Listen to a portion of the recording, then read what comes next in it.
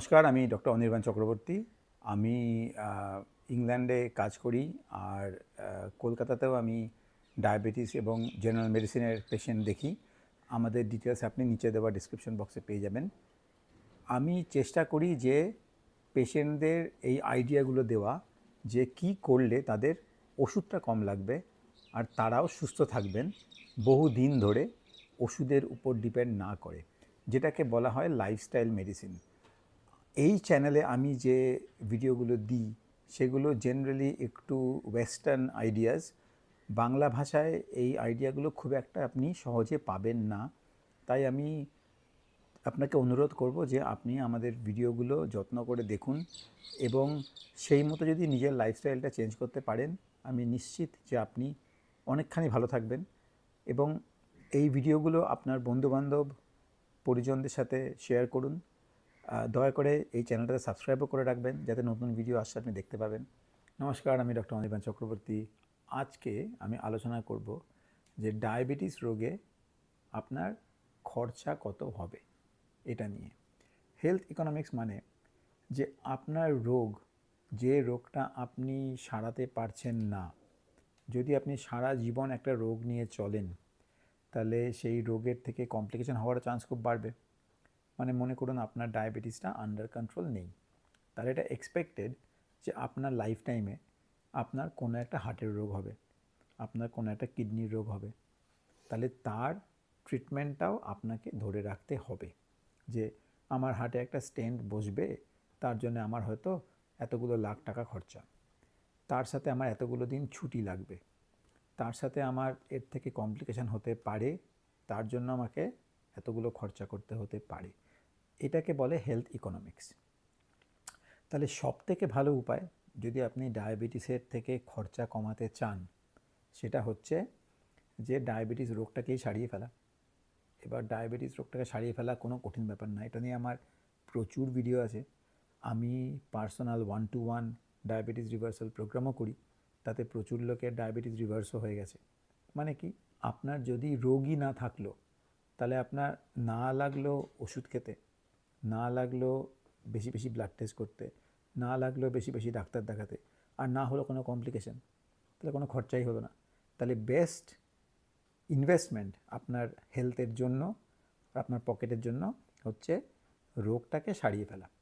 এবার এর জন্য আপনি আমার ভিডিওগুলো দেখে, যদি আপনার একটুও মোটিভেশন থাকে, আপনি সব নলেজ আমার ভিডিও থেকে পেয়ে যাবেন। আর ডিসিপ্লিন ফলো করতে পারলেই আপনার ডায়াবেটিস একদম আন্ডার কন্ট্রোল এসে যাবে, বেশি ওষুধের সাহায্য ছাড়া। আর যদি 1-to-1 কোচিং চান তাহলে আমার ডায়াবেটিস রিভার্সাল প্রোগ্রামের লিঙ্ক ডেসক্রিপশন বক্সে দেওয়া আছে। তাহলে এবার আসি আমি ডায়াবেটিসের খরচার কথা। এবার খরচা বলতে 4 রকম খরচা। এক হচ্ছে ওষুধের খরচা, সেটা নিয়ে একটু বলবো। সেকেন্ড হচ্ছে ব্লাড টেস্টের খরচা, এবং শুধু ব্লাড টেস্ট নয়, অন্যান্য টেস্ট আছে তার খরচা। থার্ড হচ্ছে ডাক্তারকে দেখানোর খরচা। আর ফোর্থ হচ্ছে কমপ্লিকেশনের খরচা, যেটা বললাম। তাহলে শুরুতে আসি ওষুধের খরচা। এবার থ্যাঙ্কফুলি ওষুধের খরচা ইন্ডিয়াতে অনেকখানি কম। আমি যখন ইংল্যান্ডে গিয়ে ট্রিটমেন্ট করি তখন যদি কোনো ওষুধ আমায় লিখতে হয়, সে ওষুধের দাম যদি মাসে হয় 8,000 টাকা, সেটা এখানে হয়তো খরচা হয় 800 টাকা। তো 1/10 খরচা এদেশে। এবং এদেশে প্রচুর কোম্পানির ওষুধ আছে এবং জেনেরিক ওষুধ আছে, সুতরাং ওষুধের খরচা বিরাট কিছু নয়। তাতেও আমি দেখে অবাক হই যে অনেক পেশেন্ট ওষুধ খাওয়া বন্ধ করে দেয় নিজের দোষে বা নিজের ইচ্ছায়। সেটা নিয়ে আমার ভিডিও আছে যে ওষুধ বন্ধ করলে এখন অসুবিধা হবে না, পরে অসুবিধা হবে, সুতরাং নিজে নিজে ডিসিশন নিয়ে দয়া করে ওষুধ বন্ধ করবেন না।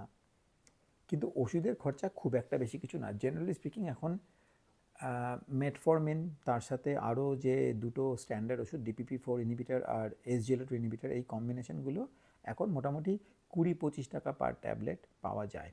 সুতরাং ধরে নিন যদি আপনি একটুও ডায়েটিং করেন, একটুও ভালো থাকতে চান, তাহলে আপনার একটা কি দুটো ট্যাবলেট লাগবে এবং তাতে আপনার খরচা হবে মোটামুটি দিনে 25 টাকা থেকে 50 টাকা অবধি।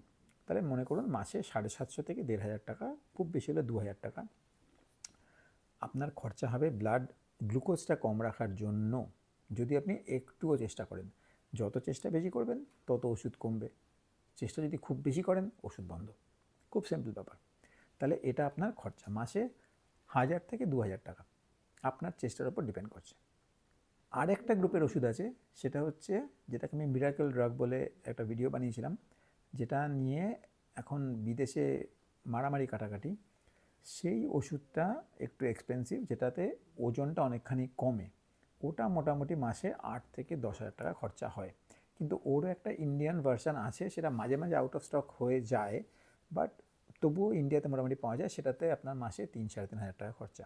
সুতরাং ইন জেনারেল আমার যে পেশেন্ট 90-95% পেশেন্ট ওই মাসে 1 থেকে 2,000 টাকা খরচা হয়। আর যারা চেষ্টা করে, আর যারা চেষ্টা করে না তারা ইনসুলিন নেয়, দামি ওষুধ নেয়, নিয়েও ভালো হয় না। কারণ চেষ্টা তো করতেই হবে, চেষ্টা না করলে ভালো হওয়াটা খুব ডিফিকাল্ট। আন্ডার কন্ট্রোল থাকে বাট ভালো হয় না। সেকেন্ড খরচা হচ্ছে টেস্ট। এবার টেস্টটা কিন্তু অনেক পেশেন্ট করতে চায় না।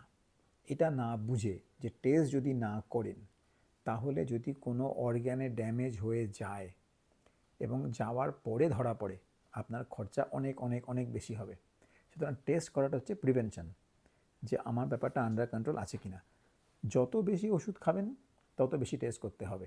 আপনি যদি চেষ্টা করেন বেশি, তাহলে ওষুধও কমবে, টেস্টও কমবে, খরচাও কমবে। সুতরাং খরচা কমানোটা আপনার হাতে পুরোটা। যদি আপনি চেষ্টা করেন আপনারই খরচা কমবে, আপনাকেই টেস্ট কম করতে হবে। আপনি যদি চেষ্টা কম করেন আপনাকেই বেশি টেস্ট করতে হবে, বিকজ আপনার ক্ষতি হওয়ার চান্সটা বেশি। তাহলে ব্লাড টেস্ট, হার্টের টেস্ট, কিডনির টেস্ট, এগুলো নিয়ে আমি আর বলছি না, কারণ এগুলো বিভিন্ন ল্যাবে বিভিন্ন রকম খরচা হয়। মোটামুটি একটা স্ট্যান্ডার্ডাইজ খরচা হয়। চেষ্টা করবেন অ্যাটলিস্ট NABL অ্যাক্রিডিটেড ল্যাব থেকে টেস্ট করতে, বা NABH। আর বেটার হয় যদি college of American pathology accredited lab থেকে টেস্টগুলো করেন। এগুলো হচ্ছে স্ট্যান্ডার্ডাইজড ল্যাব, যাদের রিপোর্টগুলো স্ট্যান্ডার্ডাইজ। একটু যদি পয়সা বাঁচে তার জন্য পাড়ার ল্যাবে, যাতে এই অ্যাক্রিডিটেশন নেই এরম ল্যাবে চেষ্টা করবেন না যেতে। তো এই হলো ব্লাড টেস্ট। থার্ড খরচা হচ্ছে ডাক্তারের ফিজ। এবার ডাক্তারের ফিজ, তো ডাক্তারকে আপনাকে যত ওষুধ খাবেন, যত রোগ বাঁধিয়েছেন তত বেশি ডাক্তার দেখাতে হবে। যত ওষুধ কম খেতে হচ্ছে, যত চেষ্টা করছেন, যত রোগ কম, তত ডাক্তার কম দেখাতে হবে। স্ট্যান্ডার্ড অ্যাডভাইস হচ্ছে 3 মাস বাদে বাদে ডায়াবেটিসের পেশেন্টকে ডাক্তার দেখাতে হয়। আমার যে পেশেন্ট যারা কম ওষুধ খায়, যারা চেষ্টা করে, তাদেরকে আমি 3-এর জায়গায় 4, 4-এর জায়গায় 5 করে দিই। মানে বছরে 2বার 3বার তাদের দেখি। তো আপনি ওষুধ কমাবেন তত আমাকে কম দেখাতে হবে, তত আপনার খরচা কম। আর ফোর্থ হচ্ছে হিডেন এক্সপেন্স, যেটা হচ্ছে যদি এখন কথা না শোনেন, যদি এখন নিজের কেয়ার না করেন, তাহলে শরীরে আজকে আপনার যে ড্যামেজ হচ্ছে তার এফেক্ট যখন 10-15 বছর বাদে হবে, তখন সেই কমপ্লিকেশনের ট্রিটমেন্টটা হবে অনেকখানি এক্সপেন্সিভ। ফর এক্সাম্পল, একটা বাইপাস সার্জারি বা একটা স্টেন্ট, তাতে কিন্তু 3-4 লাখ টাকা খরচা। এমার্জেন্সি হলে তো আমি আর বললামই না, কারণ তাতে কত খরচা হবে কেউ জানে না। কিন্তু 3-4 লাখ টাকা খরচা। মনে করুন আপনার ওজন বেশি, আপনি খুঁড়িয়ে খুঁড়িয়ে চলছেন, আপনি যাবেন অর্থোপেডিক ডাক্তারের কাছে, তিনি বলবেন আপনার নি রিপ্লেসমেন্ট করে দেবে। আপনি যদি এখন থেকে ওয়েট কমাতে পারেন, হাঁটুর এক্সারসাইজ করেন, তাহলে আপনার ওই টাকাটা বেঁচে যাবে।